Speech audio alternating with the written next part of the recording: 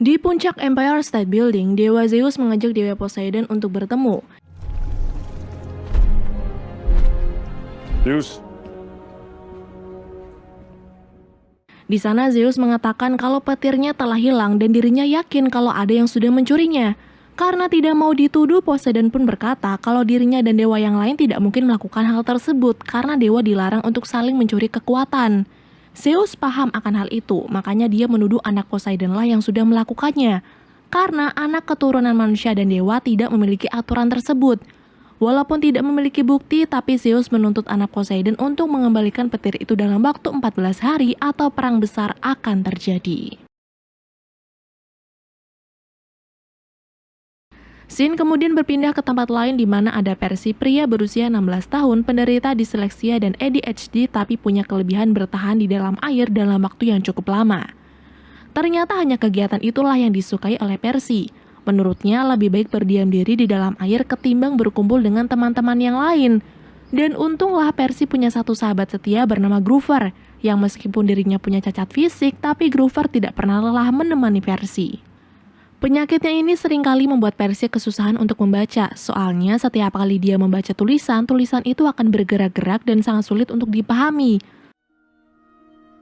Anybody else? Lalu selain itu, Percy juga punya masalah pribadi di rumah, di mana ibunya itu menikah lagi dengan seorang pengangguran yang sukanya mabuk-mabukan dan tidak pernah memperlakukan mereka dengan baik. Namun setiap kali ditanya kenapa masih bertahan, ibu tidak bisa memberi jawaban apa-apa.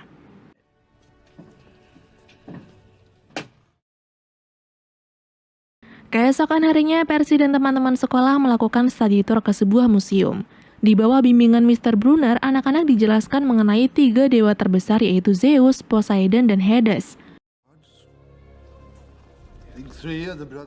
Selain itu, mereka juga dijelaskan tentang kehidupan para dewa di Olympus. Lalu, ketika Mr. Brunner membahas tentang anak setengah manusia dan dewa, Mr. Brunner pun memberi pertanyaan ke Percy, apa sebutan untuk mereka yang punya garis keturunan dewa?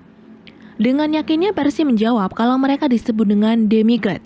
Dan ternyata jawaban itu benar, Cok. Bahkan Percy mampu menyebutkan satu nama demigod yang berhasil menjadi pahlawan hebat. Perseus? Setelah menjawab pertanyaan itu, tiba-tiba gurunya yang lain yaitu Mr. Dodge mengajak Percy untuk bicara empat mata. Namun saat mereka masuk ke ruangan yang sepi, tiba-tiba saja Mr. Dodge ini berubah menjadi sesosok Fury bernama Alecto. Where is it? Whoa, hey! Give it to me. Release him or I swear I'll tear you to...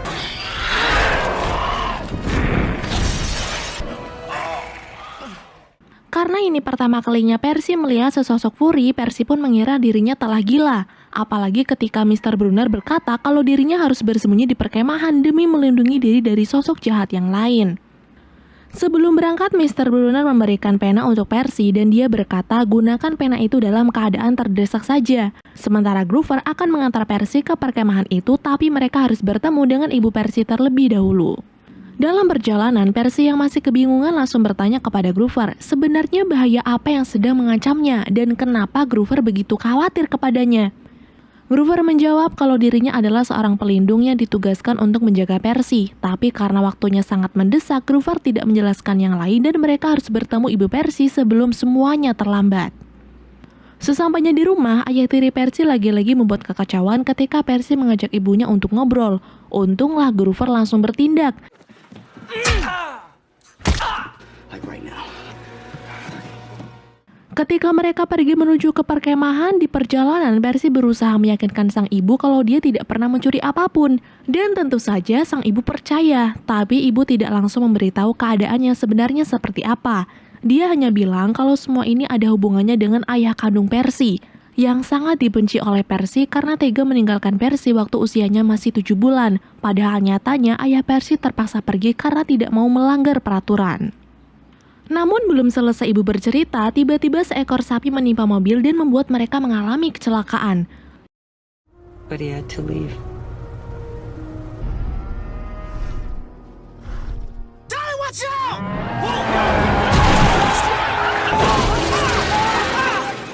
Mom, Menyadari itu adalah ulah dari Minotaur atau monster berkepala banteng, Groover pun terpaksa menunjukkan jati dirinya yang ternyata adalah satyr manusia setengah kambing agar kaca mobil bisa dipecah dan mereka bisa kabur dari sana.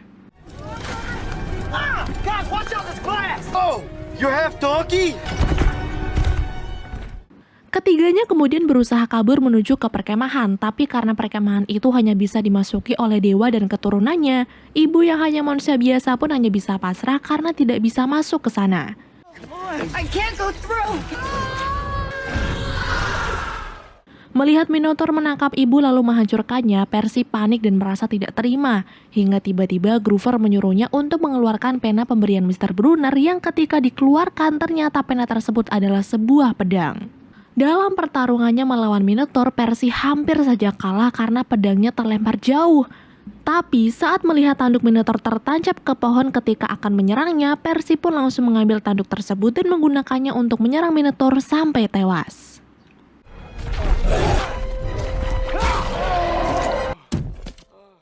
Usai pertarungan itu, Percy pingsan selama 3 hari, tapi untungnya Percy masih baik-baik saja. Awalnya Percy juga masih menganggap semua hal aneh yang dialaminya hanyalah mimpi. Tapi saat Percy menatap Groover sebagai satyr, Percy pun percaya kalau semuanya nyata, termasuk sang ibu yang sudah tiada.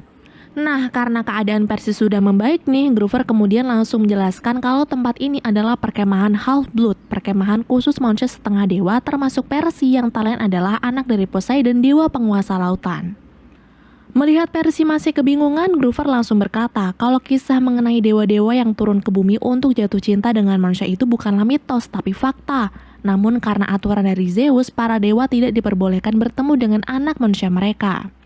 Dan di perkemahan inilah nantinya para demigod akan diasah kemampuannya. Mereka akan berlatih menjadi pemimpin, pejuang, dan pahlawan. Mendengar itu Percy sempat membantah, punya penyakit disleksia masa bisa jadi pahlawan sih? Tapi saat Groover menjelaskan kalau itu bukan penyakit, melainkan kelebihan Percy dalam membaca bahasa Yunani kuno, secara perlahan Percy pun akhirnya percaya. Di tengah penjelasan itu, perhatian Percy tiba-tiba teralih kepada perempuan cantik bernama Annabeth, seorang wanita tangguh putri dari Athena, dewi kebijaksanaan. Namun sayangnya Groover tidak membawa Percy untuk berkenalan dengan Annabeth. Dia malah mengajak ke tempat lain yaitu untuk bertemu dengan seorang centaur manusia setengah kuda yang ternyata adalah Mr. Brunner. A real horse's ass. You're not in a wheelchair, Ketika Groover pamit pergi, Mr. Brunner pun mulai menjelaskan semuanya kepada Percy, bahwa perkemahan ini dibuat oleh Poseidon untuk Percy. Lalu kenapa Percy tidak pernah diberitahu? Alasannya agar keselamatan Percy terjamin. Kekuatan Percy itu sangat kuat, Cuk, dan bisa jadi ancaman untuk saudara Poseidon yaitu Zeus dan Hades. Maka dari itu, untuk menjaga keselamatan Percy, ibu sengaja menikah dengan pria lain agar bau badannya bisa menutupi aroma darah Percy dari sosok jahat yang dikirim oleh dewa untuk membunuhnya. Nah, setelah menyadari kalau sang ibu sudah berkorban untuk melindunginya, Percy bertanya, terus kenapa dia dibawa ke perkemahan ini? Mr. Brunner menjawab karena kini Percy sudah dituduh sebagai pencuri petir milik Zeus, dan hanya di perkemahan inilah Percy bisa bersembunyi. Selain itu, Percy juga akan diasah kekuatannya, dan saat semuanya siap, Mr. Brunner akan membawa Percy ke Olympus untuk berbicara dengan Zeus sebelum dunia kacau gara-gara perang. Zeus's bolt is the most powerful weapon ever created. Olympia. Di hari itu juga, Mr. Brunner langsung memperkenalkan Percy sebagai putra Poseidon kepada semua orang. Dan untungnya di antara orang-orang yang merasa tidak percaya kalau Percy adalah anaknya Poseidon, Luke putra Hermes dengan ramahnya menyambut Percy bahkan mengizinkannya masuk ke dalam timnya agar bisa mulai berlatih.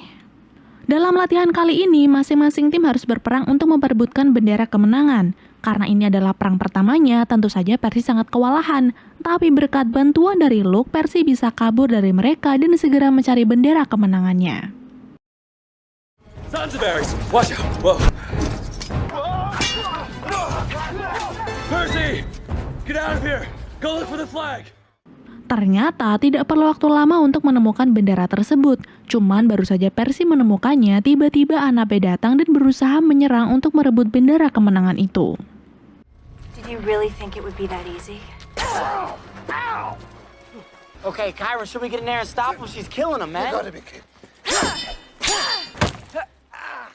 Dengan tubuh penuh luka yang cukup parah, Percy pun hampir saja menyerah. Tapi di waktu yang sama, tiba-tiba dia mendengar seseorang menyuruhnya untuk menyentuh air yang ternyata itu adalah suara Poseidon. Dia bilang air itu bisa menyembuhkannya sekaligus memberikan Percy kekuatan. Tapi ketika dia melakukan saran tersebut, secara tiba-tiba semua luka di tubuhnya sembuh, bahkan dia seperti mendapatkan kekuatan baru hingga bisa mengalahkan tim lain termasuk Annabeth.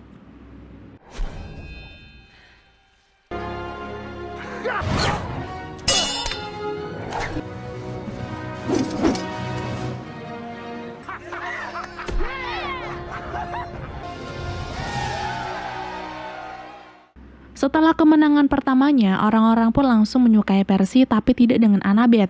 Saat ditanya kenapa, Annabeth menjawab mungkin karena pada dasarnya orang tua mereka yaitu Dewa Poseidon dan Dewi Athena saling membenci. Jadi itu alasannya Annabeth tidak menyukai Percy seperti wanita-wanita yang lain.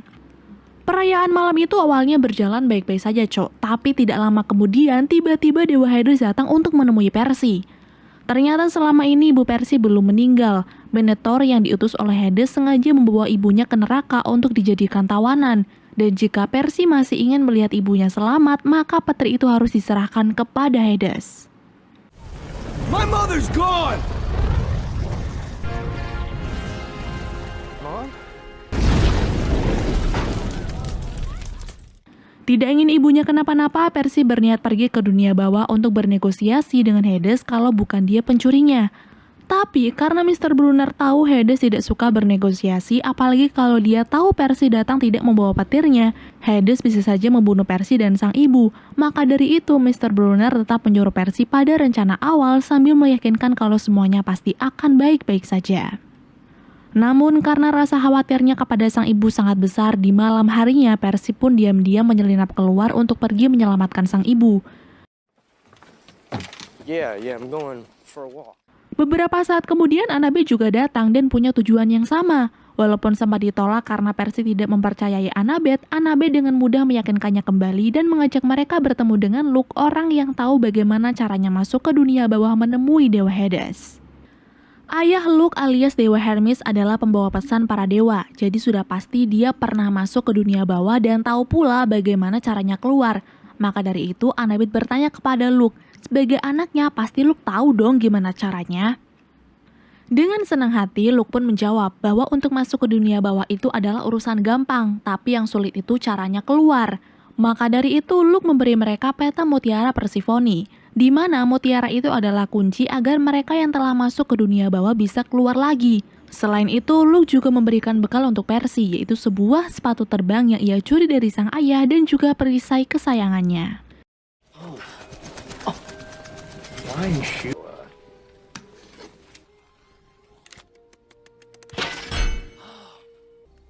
Kick his ass for me. Singkat cerita, sampailah mereka di New Jersey dan tempat pertama yang harus mereka kunjungi untuk mencari mutiara itu adalah Emporium Taman BBM. Department need to get this place a F. Nice. Go this way.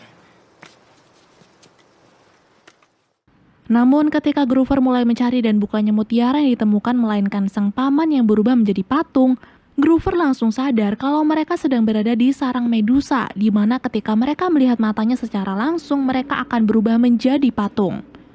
Groover pun segera memberitahu Percy, tapi sialnya Annabeth ada di tempat lain, di mana ada seorang ibu minta tolong karena baru saja suaminya berubah menjadi patung. Awalnya Annabeth belum paham nih apa yang sebenarnya terjadi, sampai kemudian dia berpapasan dengan Medusa. Annabeth, where are you? Mengingat Dewi Athena yang sudah mengutuknya menjadi sosok mengerikan, Medusa pun langsung membuka kacamatanya dan berharap Annabeth akan berubah menjadi patung. Untunglah Annabeth langsung menutup mata, tapi ibu-ibu yang tadi tidak tahan dengan godaan Medusa hingga berakhir menjadi patung seperti yang lain. Melihat Annabeth sedang dalam bahaya, Percy pun berencana akan menjadi umpan sedangkan Groover akan menyelamatkan Annabeth. Dalam usahanya untuk mengalihkan perhatian, Percy malah terpojok dan hampir tergoda untuk membuka matanya.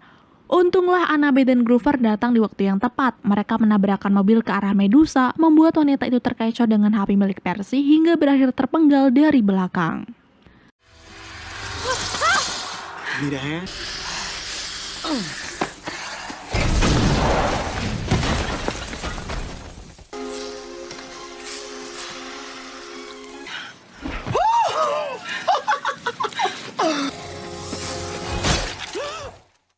Akhirnya, kini Percy pun berhasil mendapatkan satu mutiara yang terletak di gelang Medusa. Mereka juga tetap membawa kepala Medusa dan akan terus menutupinya, karena walaupun sudah mati, kekuatan Medusa masih bisa berfungsi kapan saja. Tujuan mereka selanjutnya adalah pertenon di Nashville, tapi karena hari sudah malam dan mereka butuh istirahat, Percy menyuruh Grover untuk mampir ke salah satu penginapan. Tapi baru saja sampai sana, Percy dan kawan-kawan malah melihat berita di mana ayah tiri Percy menuduh Percy telah melakukan kekerasan dan menculik ibunya sendiri. Kini Percy pun sudah menjadi buronan, dan masalah bertambah ketika pegawai penginapan tidak sengaja melihat Grover memegang kepala Medusa, hingga mereka pun memutuskan untuk pergi daripada harus ditangkap oleh pihak keamanan. I can't pee with her watching. Close the curtains. Come on, guys. Pada keesokan harinya, mereka sampai di lokasi kedua dan melihat mutiaranya terletak di mahkota patung Dewi Athena. Lalu, karena tempat itu sangat ramai dengan pengunjung, Percy mengajak teman-temannya untuk bersembunyi di toilet dan menunggu tempat tersebut tutup.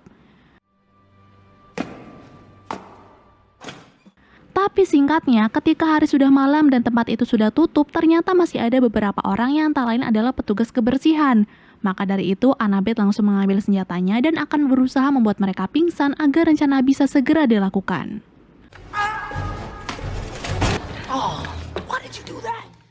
Setelah Annabeth berhasil melakukan tugasnya, kini giliran Percy yang akan mengambil mutiara itu menggunakan sepatu terbang.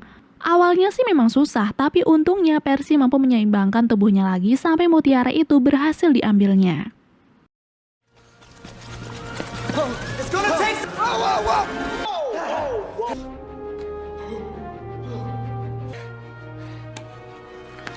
There we go.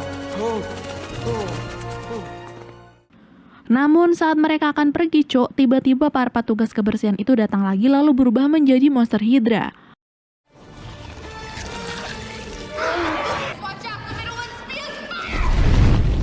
Menggunakan perisai dari Luke dan juga pedang, Percy dengan gagahnya memenggal kepala Hydra itu agar perang segera usai. Tapi ternyata yang dilakukannya malah menambah masalah, karena di saat satu kepala terpenggal, maka akan tumbuh dua kepala baru.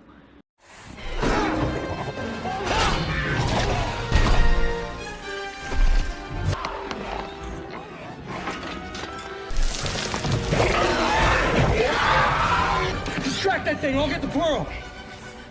Di sini mutiaranya juga sempat terlempar dan Percy harus menggunakan kekuatannya untuk menahan si monster. Lalu di saat mereka terpojok karena pintunya terkunci, Grover pun langsung mengeluarkan kepala Medusa dan membuat monster Hydra itu berubah menjadi batu.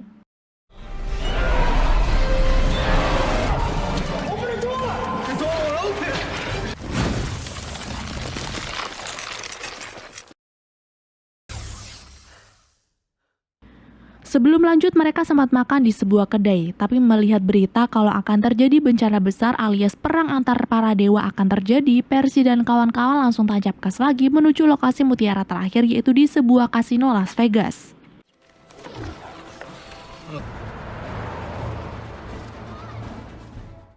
Ketika mereka masuk ke kasino itu, para pramusaji langsung menawari mereka sebuah kue lotus gratis. Karena kue itu nggak bayar dan terlihat sangat lezat, mereka pun langsung memakannya, tapi tanpa sadar kue itu malah membuat mereka lupa akan misi dan memilih untuk bersenang-senang saja.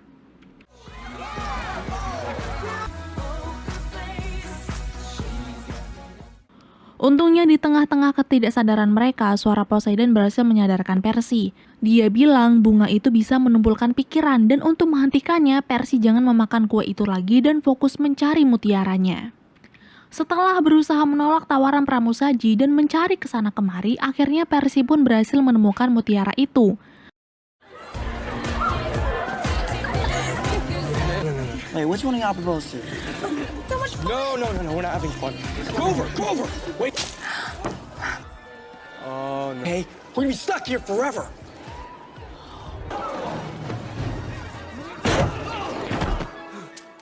Untunglah mereka berhasil mengambil mutiara itu, lalu dengan cepat mencuri mobil Miss Rati dan keluar dari kasino dengan kecepatan tinggi.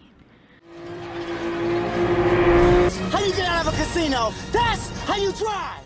Setelah berhasil keluar, Annabeth pun baru paham kalau Kasuno tadi adalah sarang pemakan teratai.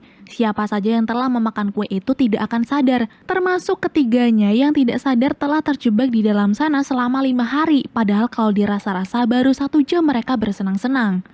Kini waktu yang tersisa pun sebelum perang tinggal 1 hari, dan tujuan terakhir untuk menuju portal dunia bawah adalah Hollywood.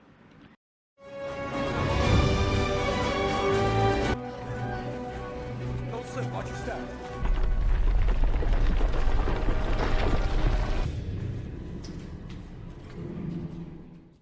Sesampainya di sana, mereka bertemu dengan Sharon, sosok menyeramkan yang tugasnya mengantarkan orang mati ke dunia bawah atau neraka. Tapi karena mereka tidak ingin mati, Annabeth pun menggunakan drakma atau mata uang Yunani kuno yang diambil dari Taman Bunga Medusa agar Sharon mau mengantarkan mereka. Singkat cerita, sampai di tempat tinggal Hades, Percy dan kawan-kawan langsung disambut oleh 2 anjing neraka yang sangat menyeramkan. Untunglah istri Hades yaitu Persephone datang menolong, lalu langsung mengantarkan mereka ke hadapan Dewa Hades. Di sana Hades pun langsung memberitahu Percy bahwa alasannya ingin memiliki petir itu adalah untuk membalaskan dendam kepada Zeus dan Poseidon yang telah mengirimnya ke dunia bawah. Gimana caranya? Yaitu dengan mengalahkan Zeus menggunakan petirnya sendiri sehingga Olympus bisa diambil alih. Tapi ketika Percy berkata kalau dia tidak pernah mengambil petir tersebut, Hades pun marah dan langsung memecahkan kurungan yang di dalamnya terdapat ibu Percy.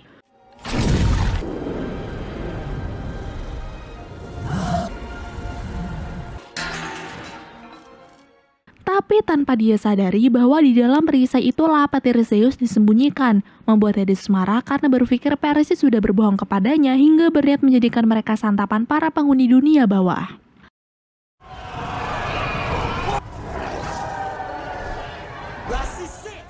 Namun, ketika mereka hampir saja terlempar ke lubang, tiba-tiba Persephone mengalihkan perhatian Hades dan merebut petir tersebut. Ternyata Persephone sudah muak nih dengan kekejaman dan kesombongan Hades. Maka dari itu dia sengaja menyerang Hades hingga pingsan lalu menyelamatkan Percy dan kawan-kawan. Go. Take the bolt and your mother. Persephone pun langsung menyerahkan petir itu dan menyuruh Percy segera pergi ke Olympus menemui Zeus. Tapi masalahnya mutiara yang mereka punya hanya ada 3 dan salah satu dari mereka terpaksa tidak bisa ikut. Lalu karena Grover merasa tugasnya sudah selesai untuk menjaga Percy, Grover memutuskan untuk tinggal. Tapi karena Percy tidak tega, setelah semua urusnya selesai, dia berjanji akan kembali lagi untuk menjemput Grover.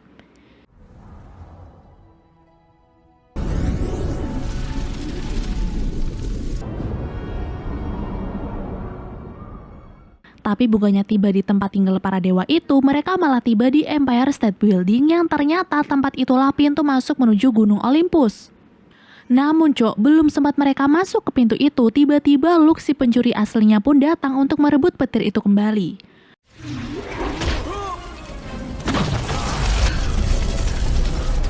Luke!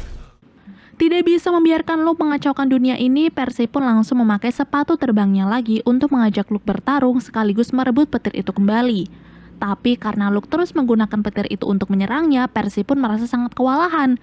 Sampai kemudian dia menggunakan kekuatannya untuk mengendalikan semua air di dalam tangki dan menyerang Luke menggunakan air tersebut.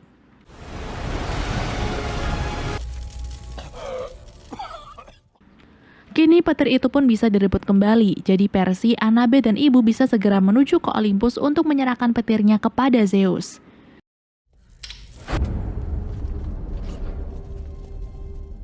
Kini di Olympus tengah terjadi perdebatan nih antar dewa karena Percy tidak kunjung datang, dan karena waktunya sudah habis, Zeus pun memutuskan untuk mengadakan perang antar dewa. Untunglah di waktu yang tepat Percy dan Annabeth datang untuk menyerahkan petir itu. Percy juga bilang bukan dirinya yang sudah mencuri petir tersebut, melainkan Luke. Alasannya karena Luke marah kepada para dewa dan ingin membuat mereka saling menghancurkan agar generasi penguasa baru bisa diciptakan. All of you. He wanted you. Karena Zeus percaya, perang pun dibatalkan. Annabeth juga senang karena ini pertama kalinya dia bisa melihat sang ibu yaitu Dewi Athena. Lalu, mengingat Grover masih berada di dunia bawah, Percy pun meminta tolong kepada Zeus untuk membawanya kembali, dan beruntung Zeus mau mengabulkannya. Setelah masalah selesai, Poseidon izin kepada Zeus untuk sedikit berbincang dengan Percy. Di sini Poseidon tidak mengharapkan maaf dari Percy karena sudah meninggalkannya, tapi Poseidon hanya ingin berterima kasih karena Percy sudah berusaha keras untuk menghentikan perang ini. Selain itu, Poseidon juga ingin menjelaskan kalau dirinya bukan sengaja meninggalkan ibu dan Percy. Semua itu karena ada aturan dari Zeus, di mana Zeus tidak ingin tugas Poseidon sebagai dewa terganggu kalau sering bertemu dengan keluarga. Tapi walaupun begitu, Poseidon akan berusaha untuk terus mengawasi Percy. Walaupun jauh di mata, tapi Poseidon akan selalu ada di pikiran dan hati Percy sampai kapanpun. Setelah Percy mau berdamai dengan sang ayah, dia pun kembali lagi ke perkemahan Halfblood diantar oleh ibunya. Sebelum berpisah, Percy sempat mengkhawatirkan keadaan ibunya kalau tinggal bersama ayah tiri lagi. Tapi ternyata ibu sudah memutuskan untuk berpisah. Jadi kini Percy tidak perlu khawatir lagi dan bisa fokus berlatih di perkemahan tersebut. Lalu film pun berakhir.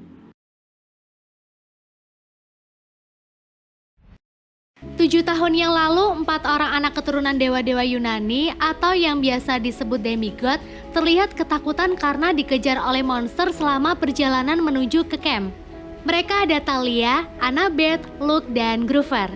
Karena serangan dari para monster, Grover terluka dan tidak sanggup berjalan. Maka dari itulah Thalia yang notabene adalah keturunan dari dewa Zeus mengorbankan dirinya untuk melawan para monster tersebut. Kekuatannya tentu tidak sepadan sehingga akhirnya Thalia pun tewas. Ayahnya yaitu Dewa Zeus mencoba menghidupkan Thalia dengan cara merubahnya menjadi sebuah pohon ajaib. Pohon yang menjadi pelindung untuk seluruh demigod yang ada di camp.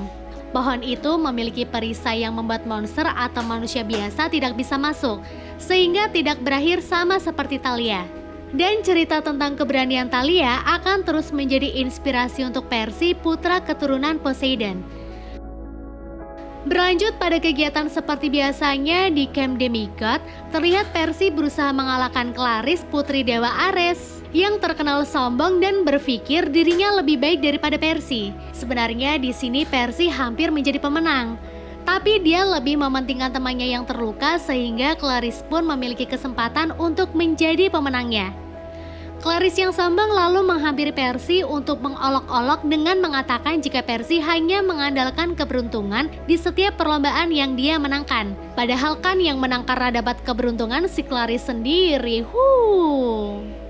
Tapi Percy yang rendah hati memilih untuk menerima hinaan Clarisse dan membenarkannya. Untung saja Percy memiliki 2 orang teman yang baik sehingga ketika dia sedang terpuruk, mereka selalu menghiburnya. Selesai itu, Percy mencoba berbicara dengan sang ayah Dewa Poseidon sambil menyembuhkan lukanya hanya menggunakan air. Dia membenarkan apa kata Clarisse jika keturunan Poseidon itu adalah keturunan yang lemah. Tapi karena tak ada jawaban dari sang ayah, Percy mengira jika ayahnya telah mengingkari janji untuk selalu berada di sisi Percy. Padahal sebenarnya Dewa Poseidon tak pernah menjauhi dirinya, walaupun Percy hanyalah keturunan campuran dewa dan manusia. Keesokan harinya, Chiron memanggil Percy untuk datang ke rumah besar. Teman-teman yang berpikir jika Percy akan mendapatkan masalah besar ikut mendampingi. Tapi ternyata ketika sampai di sana, Percy hanya ingin diberitahu jika sebenarnya Percy bukan satu-satunya keturunan Poseidon, melainkan ada yang lain lagi alias Percy memiliki saudara tiri. Bedanya, Dewa Poseidon berhubungan putri laut atau biasa disebut dengan Nymph, sehingga menghasilkan keturunan seorang Cyclops bernama Tyson. Setelah pertemuan itu, Percy mengajak Tyson untuk makan bersama. Tapi para demigod terus memandangi Tyson karena dia berbeda dari yang lain. Plus, wujud Tyson cukup mengganggu pandangan mereka. Di sini sebenarnya Percy masih kesal kenapa bisa dia memiliki saudara tiri seorang Cyclops. Tapi walaupun begitu, dia mulai bertanya-tanya dan Tyson pun menceritakan asal mula dia bisa sampai di camp demigod. Lalu tiba-tiba getaran itu menandakan jika ada yang mencoba masuk melewati pohon Thalia. Dan benar, terlihat banteng Kolkis masuk dengan mudahnya lalu mencoba menyerang para demigod. Setelah tak ada lagi yang sanggup melawan, Percy datang membantu. Namun dirinya juga kewalahan. Sejauh ini belum ada yang bisa melawan Kolkis tersebut, bahkan untuk Clarisse yang katanya lebih kuat daripada Percy. Sampai kemudian Tyson datang menolong. Dia membuat semua orang terkejut karena dia baik-baik saja walaupun terbakar oleh api yang disemburkan. Percy yang merasa bertanggung jawab akan kekacauan itu kembali melakukan pertarungan. Tepat ketika banteng itu membuka mulutnya untuk menyemburkan api, dengan cepat Percy langsung melemparkan pedang miliknya sehingga membuatnya tersedak lalu meledak.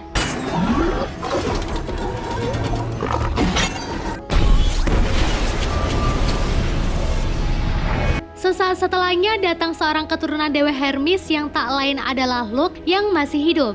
Dia hanya berkata jika ramalan yang Luke ketahui itu memang akan terjadi. Tapi di sini Percy sama sekali tidak paham ramalan apa dan ramalan untuk siapa. Luke lalu tidak menjawab apapun sampai kemudian pergi.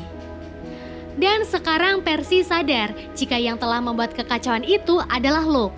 Dia memberi racun kepada pohon Thalia karena ingin mengirim banteng Kalkis guna membunuh para demigod yang ada di camp. Dia memberi racun kepada pohon Thalia karena ingin mengirim banteng Kalkis guna membunuh para demigod yang ada di camp. Percy lalu menemui Siren untuk menanyakan ramalan itu. Karena sesuai penuturan dari Luke, jika sebenarnya Mr. D dan Siren sudah tahu akan ramalan tersebut, yang menyebutkan jika ada demigod yang akan menyelamatkan atau menghancurkan Olympus. Walaupun Siren menolak untuk memberitahu, Percy merasa jika itu adalah dirinya. Scene berpindah pada Annabeth yang mencari obat untuk memperbaiki kekuatan pelindung pohon Thalia. Dan setelah mencari-cari, akhirnya Annabeth tahu jawabannya. Dia pun langsung memperlihatkannya kepada Grover, tapi anehnya Grover nampak ketakutan dan berkata jika benda itu bisa membahayakan kita semua. Ternyata benda itu adalah kain wol emas yang dapat menyembuhkan apa saja. Dan kata Mr. D, benda itu terletak di Pulau Monster Segitiga Bermuda dan dijaga oleh Cyclops raksasa. Menurut cerita, untuk menemukan keberadaan kain wol mereka harus membawa setir atau manusia setengah kambing karena penciumannya sangat tajam. Tapi di sini Mr. D menolak keinginan Annabeth untuk mencari kain wol karena sudah banyak satir yang terbunuh karena kekejaman Cyclops. Nah, ini nih yang membuat Grover ketakutan, Lur. Kembali lagi ke Percy yang diantar oleh Siren datang ke rumah tua untuk bertanya kepada roh Delphi tentang ramalan yang dikatakan oleh Luke. Tapi sebelum mengetahui isi ramalan masa depan, roh Delphi memberitahu Percy tentang Titan yang dulu menguasai dunia jauh sebelum ada Olympus dan dewa-dewa. Titan-titan itu dipimpin oleh Kronos yang sangat jahat. Saking jahatnya sampai menelan anak-anaknya sendiri. Tapi untung 3 dari anaknya berhasil kabur, yang tak lain mereka adalah Zeus, Hades, dan Poseidon. 3 anak itu berhasil menghancurkan Kronos lalu menaruh jasadnya di kedalaman Tartarus. Tapi ramalan mengatakan jika suatu saat nanti Kronos pasti bangkit kembali untuk membalas dendam. Nah, disinilah Percy tahu jika hanya ada satu demigod yang bisa mengalahkan Kronos, yang tak lain adalah Percy sebagai keturunan asli Dewa Poseidon. Mr. D lalu mengumpulkan anak-anak karena dirinya ingin memberitahu satu hal. Dia tak mau jika suatu hari nanti para demigod akan terbunuh satu persatu gara-gara monster datang ke perkemahan karena pelindung Thalia telah melemah. Mr. D akhirnya menyetujui ide Annabeth untuk mencari kain wol emas. Tapi ternyata Mr. D menyuruh Clarice dan timnya untuk melakukan pencarian tersebut dan bukanlah Percy sebagai demigod yang diramalkan. Mendengar itu, Percy khawatir jika Clarice tak bisa melakukannya. Karena di dalam ramalan, Luke akan mencari kain wol juga dan akan terjadi aksi rebut-rebutan antara Percy dan Luke. Tapi di sini Percy belum tahu apa yang akan Luke lakukan dengan kain wol tersebut. Namun tetap, dengan sifat sombongnya, Clarice meremehkan Percy karena tidak berhasil terpilih dalam tugas ini. Percy yang merasa bertanggung jawab pun nekat pergi ditemani teman-temannya. Tapi di tengah jalan tiba-tiba saja Tyson datang karena ingin membantu juga.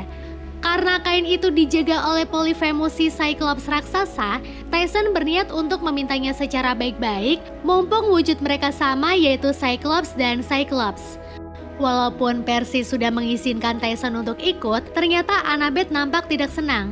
Soalnya dulu ketika dia akan pergi ke camp bersama Grover, Luke, dan Thalia, makhluk seperti Tyson lah yang telah membunuh Thalia.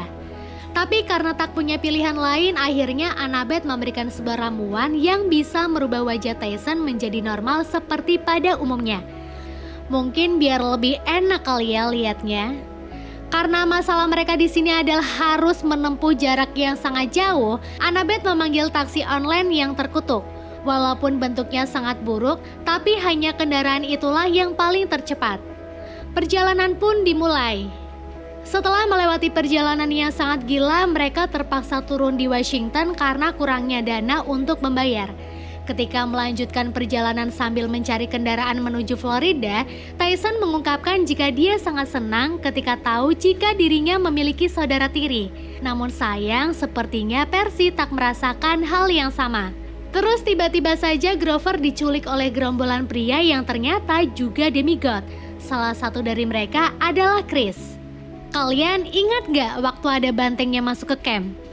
Percy sempat ngajakin Chris buat melihat situasi, tapi di situ Chris menolak dan hanya diam saja.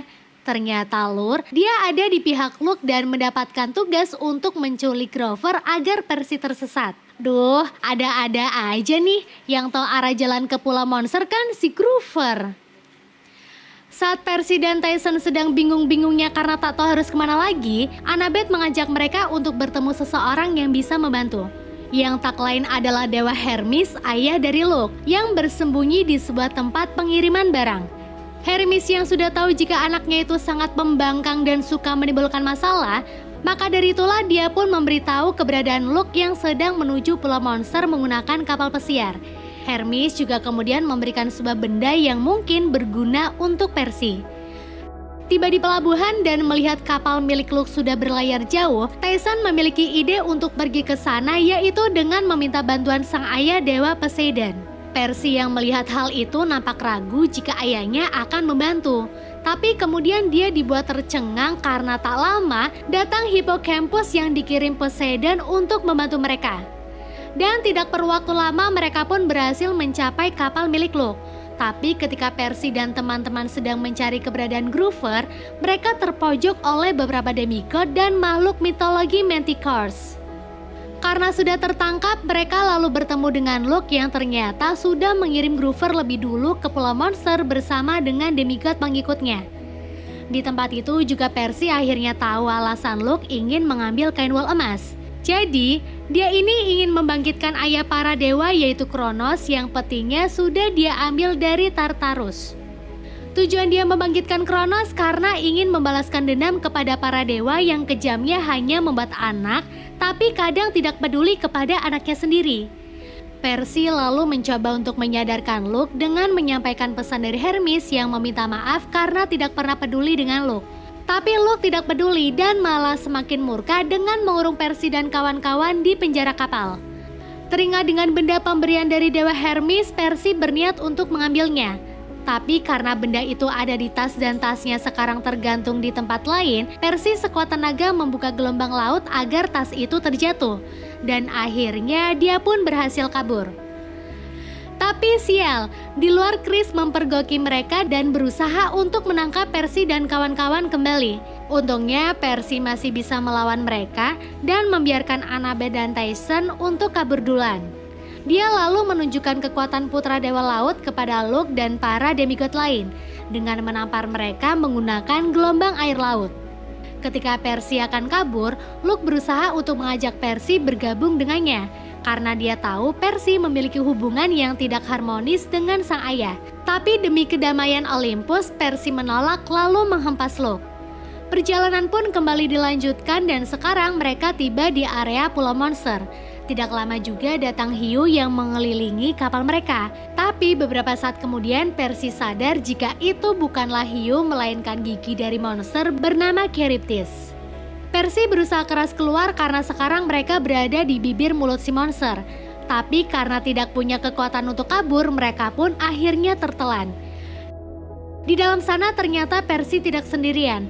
Terdengar suara perempuan yang sedang marah-marah yang tak lain itu adalah Clarice dan para pengikutnya. Dan karena waktu mereka tidak banyak, sebelum Charybdis mencerna apa yang dia makan, Percy mengajak Clarice untuk bekerja sama. Menggunakan tembakan meriam, Percy mencoba untuk melubangi perut Charybdis. Clarice selalu berusaha keras mengemudikan hingga akhirnya mereka pun bisa keluar. Tidak lama terlihat sebuah pulau yang sudah pasti itu adalah Pulau Monster tempat Kainwell disimpan. Setelah menyandarkan kapal di pulau tersebut, Percy dan kawan-kawan mulai mencari dan tiba-tiba terdengar suara menyeramkan dari si Polyphemus sendiri. Tiba di dalam, banyak sekali tulang belulang satir. Makhluk yang sama seperti Groover itu karena memang satir adalah makanan kesukaan Polyphemus. Saat Percy memanggil-manggil Groover, Polyphemus datang tapi dia sedang berbicara dengan seseorang yang ternyata adalah Groover. Dia menyamar menjadi seperti Cyclops karena tidak ingin dimakan begitu saja. Percy yang tahu temannya itu masih hidup langsung memanggilnya, lalu membangun rencana untuk mendapatkan Kainwell tersebut.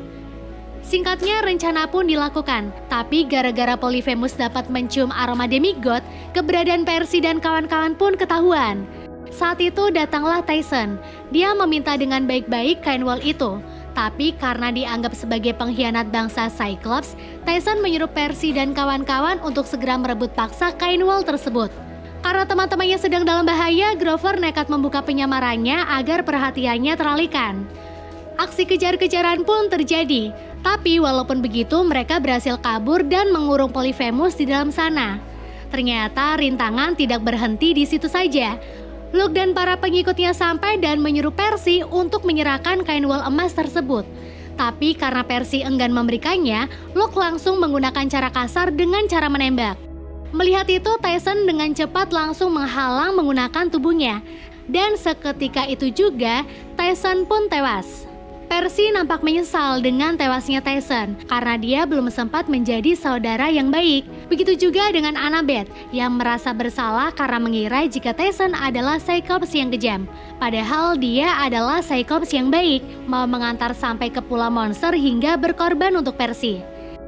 Sekarang Luke pun mulai untuk membangkitkan Kronos, sedangkan Percy dan kawan-kawan terikat tak berdaya.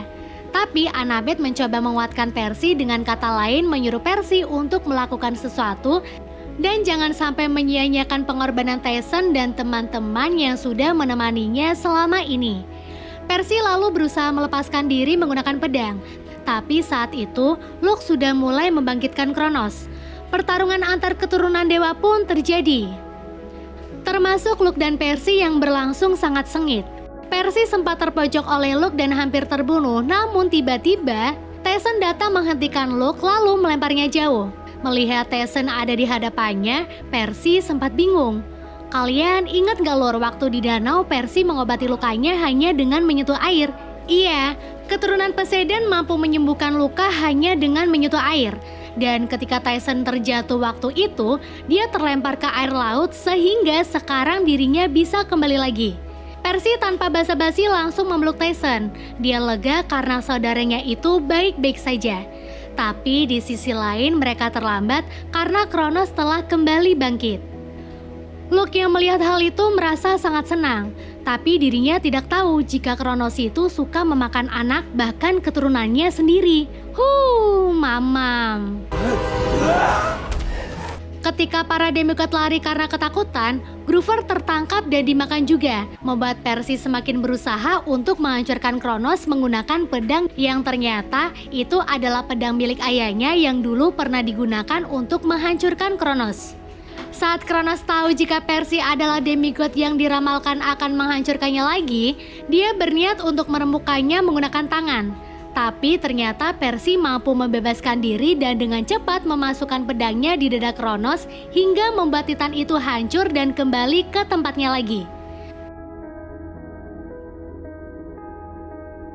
Groover dan Luke pun ikut terbebas, tapi sayangnya Luke harus berakhir dengan jatuh ke sarang Polyphemus dan menjadi santapannya.